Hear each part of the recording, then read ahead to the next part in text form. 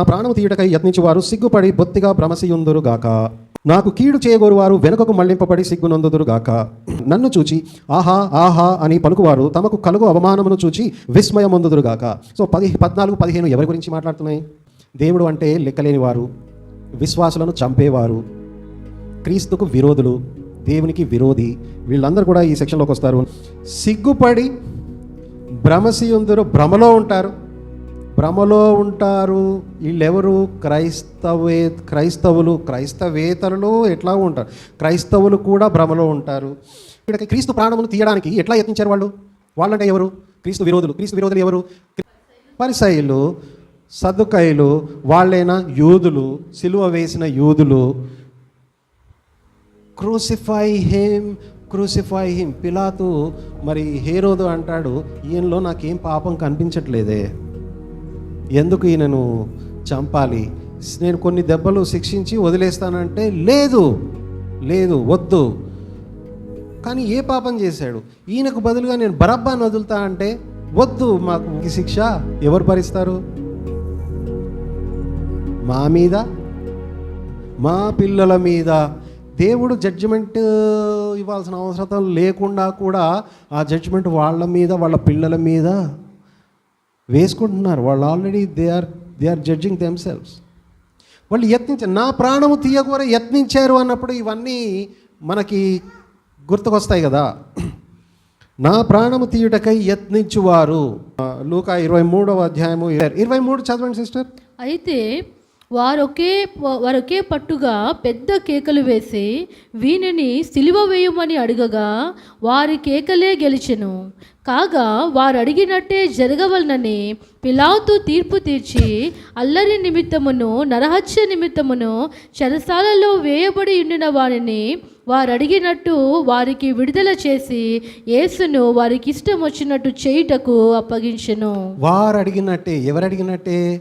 ఆ అల్లరి మూక అడిగినట్టే, వారు అడిగినట్టే పిలాతు చేశాడు. పిలాతు యొక్క వ్యక్తిగత అభిప్రాయం ఏంటి? యేసుక్రీస్తు వారు ఏ తప్పు చేయలేదు, కానీ ప్రజలు వారికి అడిగినట్టు, ఆ అల్లరి మూక అడిగినట్టుగానే చేశారు. ఆ అల్లరి మూక యొక్క ఏమి చేస్తుంది? క్రీస్తు వారిని చంపాలి అని యత్నిస్తుంది. నేను ఇచ్చే అద్భుతాల కోసమే మీరు నన్ను వెంబడిస్తున్నారు, నేను ఇచ్చే రొట్టెలు చేపల కోసమే నన్ను వెంబడిస్తున్నారు అని కూడా క్రీస్తు వారు చెప్పారు. వాటన్నిటికీ కూడా అఫెండ్ అయిన వాళ్ళు చాలామంది ఉన్నారు. క్రీస్తును చంపాలన్న ఉద్దేశం వాళ్లకు ఉంది. మరి అట్టి వాళ్ళు ఇప్పుడు మళ్ళీ 40వ అధ్యాయంకు రండి. కీర్తనలు 40వ అధ్యాయంకి వస్తే మరి అట్టివారు సిగ్గుపడి బొత్తిగా భ్రమసియుందురుగాక అని అంటున్నాడు. అట్టివాళ్ళు సిగ్గుపడతారు, అట్టివాళ్ళు భ్రమసి ఉంటారు. నాకు కీడు చేయగోరు వారు వెనుకకు మళ్లింపబడి సిగ్గునందుదురుగాక. నాకు దావీదుకైనా క్రీస్తు వారికైనా మరి ఇంకా ఏ విశ్వాసికైనా కూడా ఎవరు యాక్చువల్గా బాధపడుతున్నారు? సంఘమును పర్సిక్యూట్ చేసినప్పుడు, సంఘమును శ్రమ పెడితే అది ఎవరిని శ్రమ పెట్టినట్టు అవుతుంది? క్రీస్తును శ్రమ పెట్టినట్టే అవుతుంది. ఎఫెసీయులకు 2వ అధ్యాయము 17వ వచనము, తర్వాత కొలస్సీయులకు రాసిన పత్రిక 1వ అధ్యాయము 24వ వచనము. ఎందుకు క్రీస్తు ఎలా శ్రమ పడిన వాడవుతాడు? ఎందుకంటే సంఘము క్రీస్తు యొక్క అవయవములు కాబట్టి. ఇది కూడా మనం లాస్ట్ సండే మనం చాలా డీటెయిల్గా ధ్యానం చేశాము. సంఘము క్రీస్తు యొక్క అవయవములు కాబట్టి వాళ్ళు సంఘమును చంపాలని అనుకుంటున్నప్పుడు ఇదే విషయం ఇక్కడ మాట్లాడుతూ ఉన్నాము. నాకు కీడు చేయగోరు వారు, నాకు కీడు, నాకు అంటే ఎవరు? సంఘము అని కూడా తీసుకోవచ్చు. సంఘమునకు కీడు చేయగోరు వారు ఖచ్చితంగా వాళ్ళకి శిక్ష ఉంటుంది. ఎక్కడ చెప్తుంది బైబిల్? ఉంటుందా? ఉండదా? ఏబేలును ఎవరు చంపారు? కయీను హింసించాడు కదా. కయీను హింసించినప్పుడు వాక్యం ఏమంటుంది? The blood of the Abel cries out. The blood of the Abel is crying out unto God. For what? The blood of the Abel is crying out, where is thy brother? am I my brother's keeper? కయీను అంటాడు, నేను కావలివాడనా? నా అన్నకి కావలివాడనా? ఆయన అట్లాంటి ప్రతి ఒక్క విశ్వాసి యొక్క రక్తము దేవుని మొరబెడతా ఉన్నది, ఘోషిస్తూ ఉన్నది. వాళ్ళ రక్తం అంతటికి కూడా I will require from this generation అని అంటున్నాడు. అన్లా రైట్ from the blood of the Abel till the blood of Zacharias, the blood of all the prophets I will require from this generation. మత్తయి 23:35 చదవండి. నీతిమంతుడైన హేబేలు రక్తము మొదలుకొని బలిపీఠమునకును దేవాలయమునకును మధ్య మీరు చంపిన బరకీయు కుమారుడగు జకర్యా రక్తము వరకు భూమి మీద చిందింపబడిన నీతిమంతుల రక్తమంతయు నీవు నేను చూసి అమ్మో అని అనుకుంటా ఉన్నాము, కానీ వాళ్ళ నీతిమంతుల చూసి ఇక్కడ చూడండి, నీతిమంతుల రక్తమంతయు మీ మీదికి వచ్చును. జకర్యా రక్తము వరకు భూమి మీద చిందింపబడిన నీతిమంతుల రక్తమంతయు. Do you think God is going to ignore them?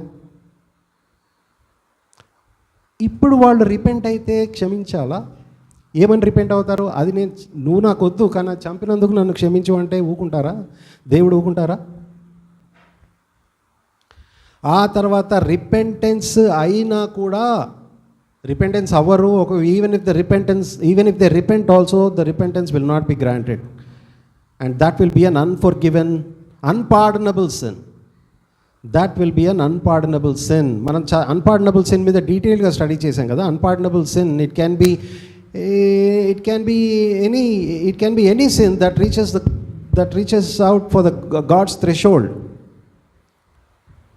చదవండి సిస్టర్. అప్పుడు వర్తమాన భూత భవిష్యత్తు కాలములలో ఉండు పవిత్రుడా, పరిశుద్ధుల రక్తమును ప్రవక్తల రక్తమును వారు కార్చినందుకు తీర్పు తీర్చి వారికి రక్తము త్రాగనిచ్చితివి.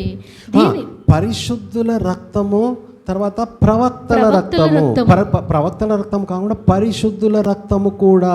ఆ పరిశుద్ధుల రక్తము ఎవరిని త్రాగనిచ్చాడు? దేవుడే త్రాగనిచ్చాడు. ఎవరికి? For they have shed the blood అన్నాడు కదా. యా, తర్వాత దీనికి వారు పాత్రులే. నీవు ఇలాగూ తీర్పు తీర్చితివి గనుక నీవు న్యాయవంతుడవని జలముల దేవదూత చెప్పగా వింటిని. అందుకు అవును ప్రభువా, దేవా సర్వాధికారి, నీ తీర్పులు సత్యములను న్యాయములై ఉన్నవని బలిపీఠము చెప్పుట వింటిని. చాలు సిస్టర్. 18వ అధ్యాయము 24వ వచనం. మరియు ప్రవక్తల యొక్కయు పరిశుద్ధుల యొక్కయు భూమి మీద వధింపబడిన వారి అందరి యొక్కయు రక్తము ఆ పట్టణములో కనబడినను. యా, సో పరిశుద్ధుల యొక్కయు ప్రవక్తల యొక్కయు ఆ రక్తము పట్టణమందంతటా కనబడింది. All this God is not going to ignore. On one day God is going to require from this generation. లూకా 11వ అధ్యాయము 50 నుంచి 52వ వచనం. వారు కొందరిని చంపుదురు, కొందరిని హింసించుదురు.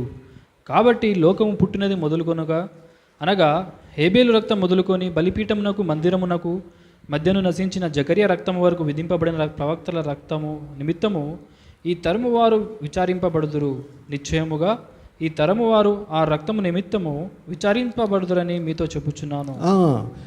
ఈ తరము వారు విచారణ చేయబడుదురు. క్రీస్తు యొక్క వస్త్రము నాకు అనుగ్రహించబడింది. ఏమేమి వస్త్రం చేసినా? ప్రశస్త వస్త్రము, ప్రతిష్ఠిత వస్త్రము, పరిశుద్ధ, ఇంకా ఎన్ని వస్త్రాలన్నీ చదువుకున్నాను. అందులో ఒక వస్త్రం ఉంది. ఏంటిది అది? మర్చిపోయారు కదా. ప్రతిదండన వస్త్రం అంటే ఏంటి? అది ఎవరికి? ప్రతిదండన వస్త్రం అది ఎవరికి? ప్రతిదండన వస్త్రం అంటే వీళ్ళందరినీ విచారణ చేయడానికి నాకు ఇచ్చేది ప్రతిష్ఠిత వస్త్రం, ప్రశస్త వస్త్రం. ప్రతిదండన వస్త్రం ఏంటి? ఈ తరము వారిని విచారణ చేయడానికి మనుషుడు మలికే ప్రతి వ్యర్థమైన మాటకి, మత్తయి 12:36, ప్రతి వ్యర్థమైన మాటకి వారు లెక్క అప్పచెప్పుకోవాల్సి ఉన్నది అనే విషయము. మరి క్రీస్తు యొక్క ప్రతిదండన వస్త్రము అంటే జడ్జి చేయడానికి, ఈ లోకమును జడ్జి చేయడానికి.